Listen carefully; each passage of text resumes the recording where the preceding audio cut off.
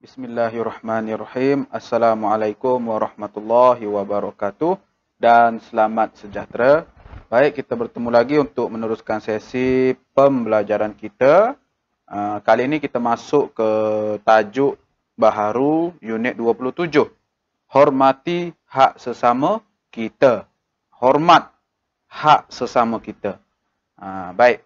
Seperti biasa, kita akan perkemaskan kemahiran mendengar dan bertutur serta kemahiran membaca. Cumanya kali ini lebih kepada pemahaman lah. Sebab kalau nak ikut kemahiran yang perlu kita laksanakan ni, sukarlah. Kerana kita tak mampu untuk melakukan atau menjalankan sesi pembelajaran secara langsung, secara live. Kalau guna Google Meet ke, guna Zoom ke, ataupun apa-apa sahajalah yang kita boleh bersoal jawab, lagi bagus sebenarnya dan lebih mudah untuk mencapai objektif. Jadi oleh sebab saya menggunakan kaedah dalam talian yang sebegini, jadi saya perlu ubah sedikit kaedah pembelajaran agar sesuai dengan situasi kita lah, dengan keadaan kita. Dan saya percaya lebih ramai yang dapat belajar dengan lebih baik dengan cara beginilah. Jadi kita akan menjawab akhir nanti. Kamu perlu menjawab 3 soalan pemahaman pada bahan pertama dan 3 soalan pemahaman pada bahan kedua. Ada 2 bahan yang kita perlu kaji kali ini.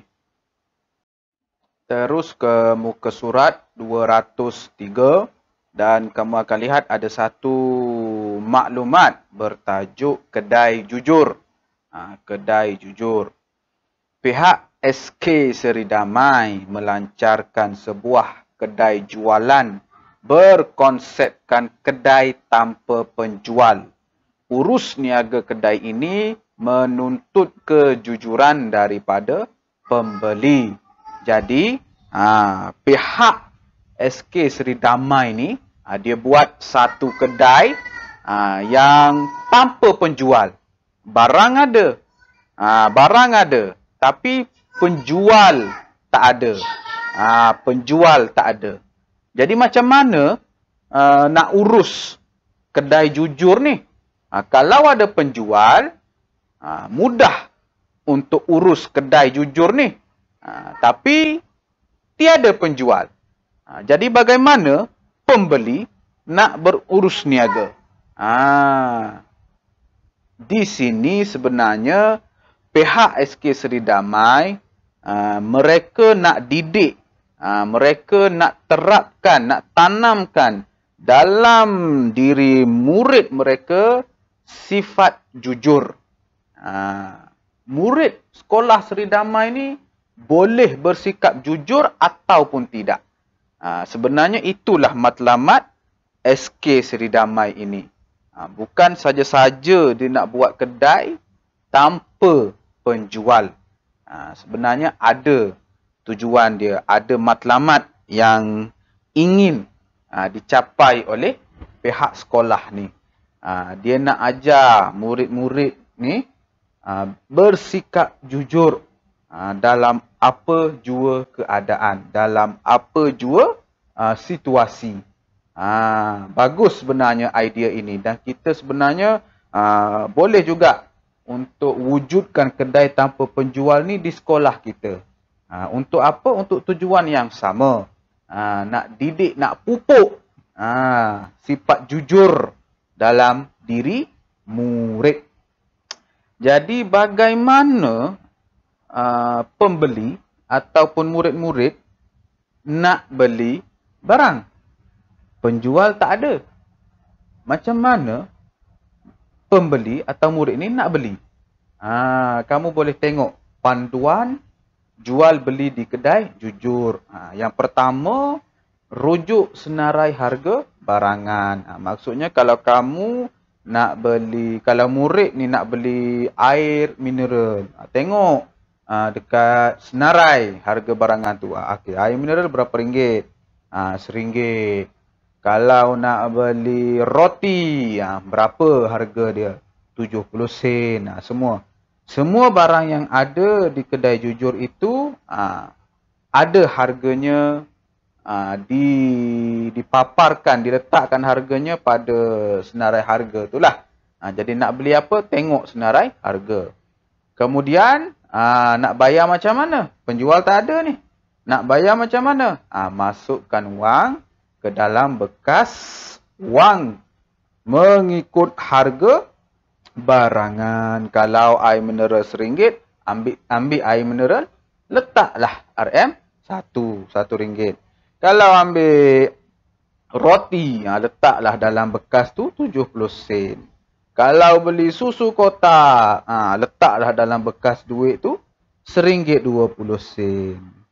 Tapi macam mana kalau murid ni, pembeli ni, dia beli roti 70 sen dan dia letak RM1 dalam bekas duit tu. Macam mana dia nak ambil baki? Dia nak dapatkan baki macam mana?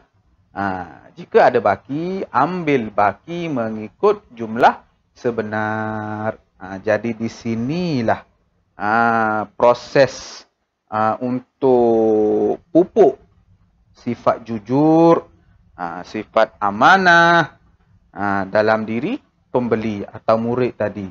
Kalau dia beli roti 70 sen, dia bawa RM1. Dia letak RM1 dalam bekas duit dan dia nak baki dia kena ambil 30 sen. Jangan ambil lebih. Inilah cara SK Seri Damai nak ajar murid-murid mereka untuk bersikap jujur. Baguslah. Jangan ada yang dia pergi kedai jujur ni, mentang-mentang tiada penjual, tak ada orang jaga, suka hati dia je dia ambil barang dekat situ. Dia nak air dia ambil, dia nak roti dia ambil, dia nak susu dia ambil dan dia tak bayar. Ini tidak elok. Sifat yang tidak baik. Jadi kalau nak beli sesuatu barang di kedai jujur ni, perlu jujur. Nama pun kedai jujur. Jadi perlu jujur. Kalau beli semua campur-campur semua, kamu kena bayar RM2.30. Kamu letak RM3 dalam bekas duit, ambil semula baki 70 sen. Bersikap jujurlah. Jadi itu sebenarnya matlamat ataupun apa yang nak dicapai oleh pihak Sekolah Seri Damai ni. Kalau kedai jujur ni diwujudkan di setiap sekolah. Maksudnya semua sekolah ada kedai tanpa penjual ni. Apa risiko yang perlu dihadapi oleh pihak sekolah? Kalau setiap sekolah ada kedai tanpa penjual ni, kedai jujur ni, apa perkara buruk ataupun risiko yang perlu ditanggung, perlu dihadapi oleh pihak sekolah?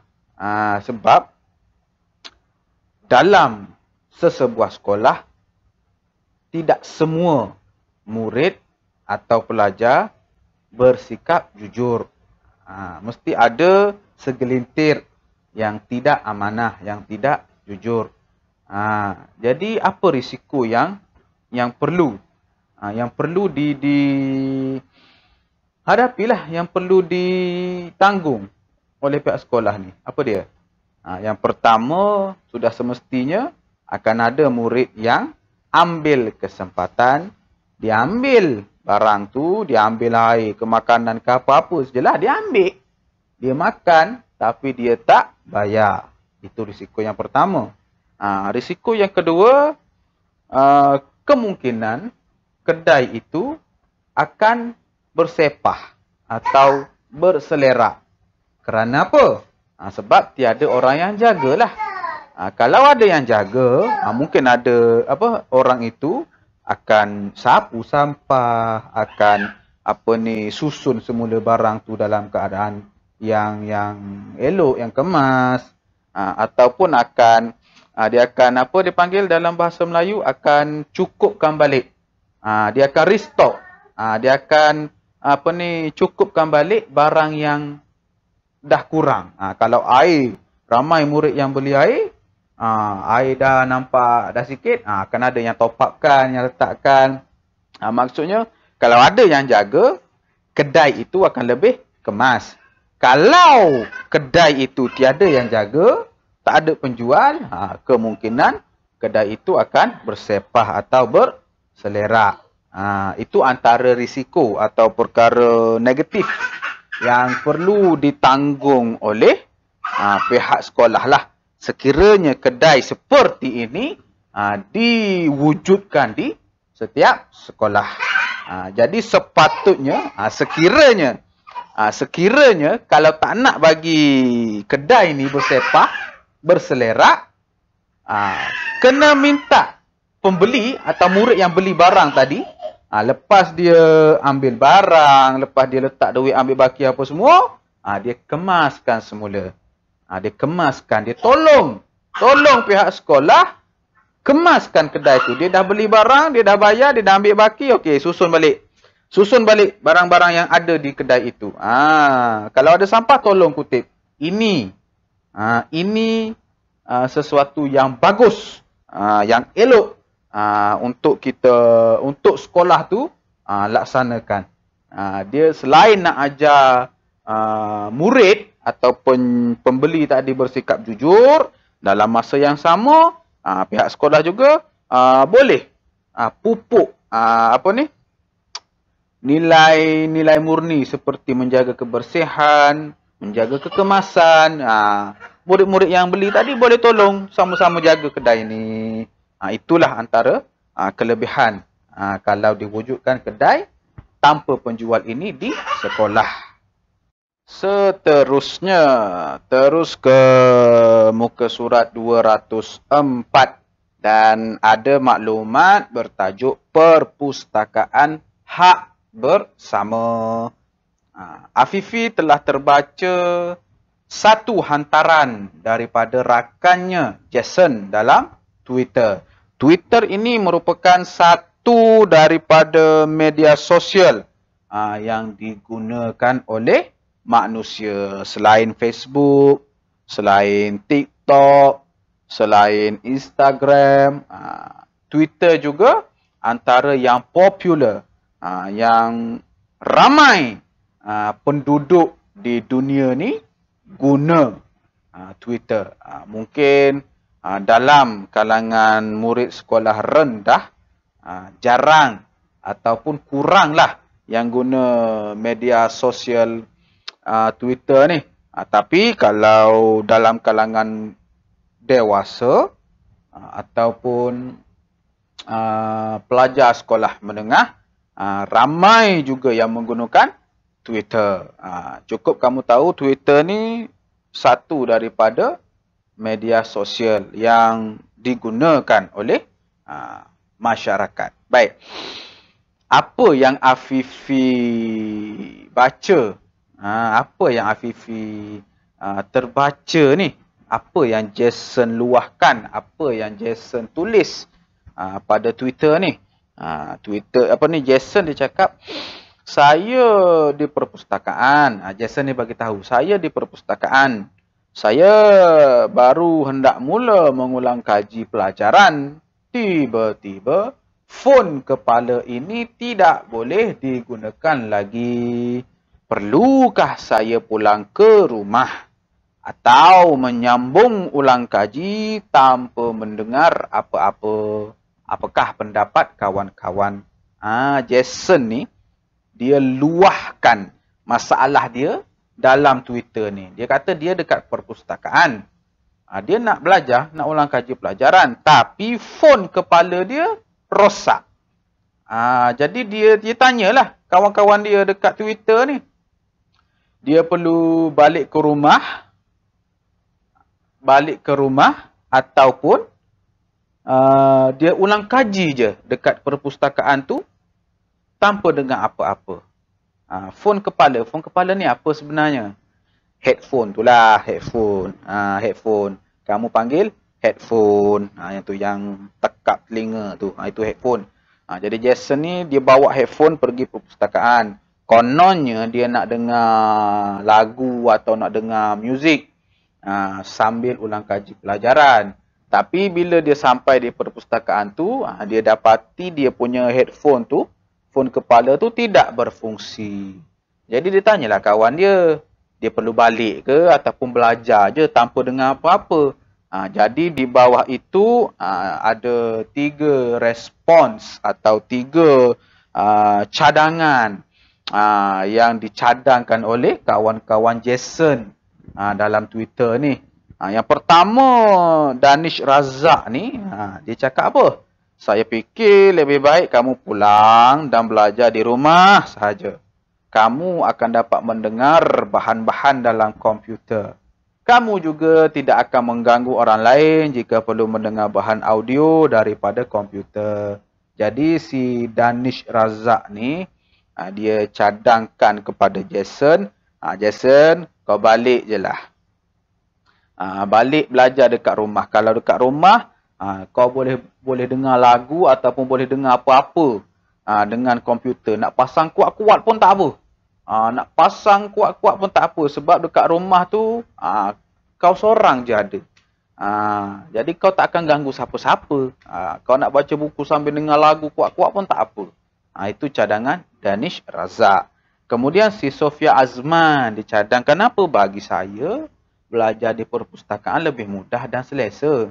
Jika saya memerlukan rujukan dalam bentuk bercetak atau digital, saya boleh mencarinya dengan segera. Dengan segeranya. Setahu saya, perkhidmatan pinjaman phone telinga juga tersedia. Phone telinga tu apa pula? Kalau tadi headphone, phone kepala. Yang ni phone telinga, earphone. Ni earphone tu yang kecil tu lah. Yang ni, yang macam ni. Ni, ya. Ni. Ni earphone. Dia kata, si Sophia ni kata belajar je lah dekat perpustakaan tu. Sebab kalau dekat perpustakaan ni nak pinjam buku senang. Nak cari maklumat senang. Kalau nak dengar lagu, boleh pinjam. Dekat perpustakaan tu ada orang boleh bagi pinjam. Itulah si Sophia cakap. Kemudian si Afifin Nazri.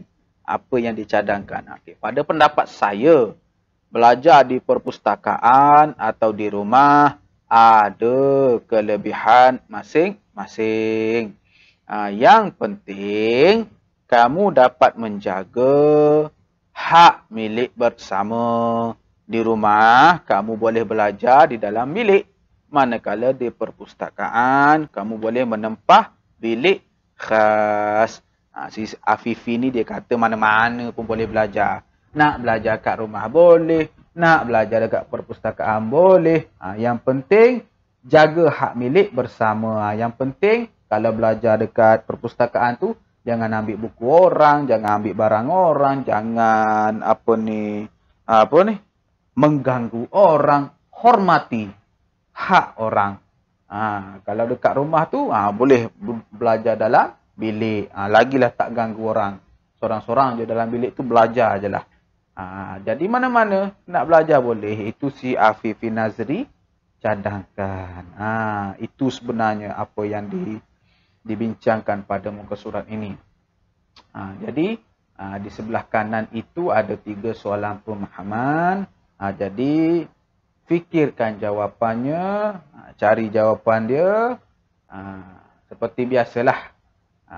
Seperti biasa. Selesaikan, lengkapkan soalan cari jawapan bagi soalan pemahaman yang disediakan ini. Itu sahaja untuk sesi pembelajaran kita kali ini. Jadi saya ingatkan kembali, bahan yang pertama tadi ada 3 soalan pemahaman. Bahan yang kedua pun ada 3 soalan pemahaman. Jadi 3 campur 3 ada 6 soalan pemahaman yang perlu kamu selesaikan, yang perlu kamu fikirkan, cari jawapannya berdasarkan apa yang kamu baca, apa yang kamu dengar, berdasarkan penerangan yang telah saya sampaikan dari awal tadi. Itu sahaja, 6 sahaja soalan pemahaman. Jadi tidaklah sukar tugasan kamu untuk sesi kali ini. InsyaAllah kita bertemu lagi pada sesi akan datang. Assalamualaikum. Selamat sejahtera. Sekian. Terima kasih.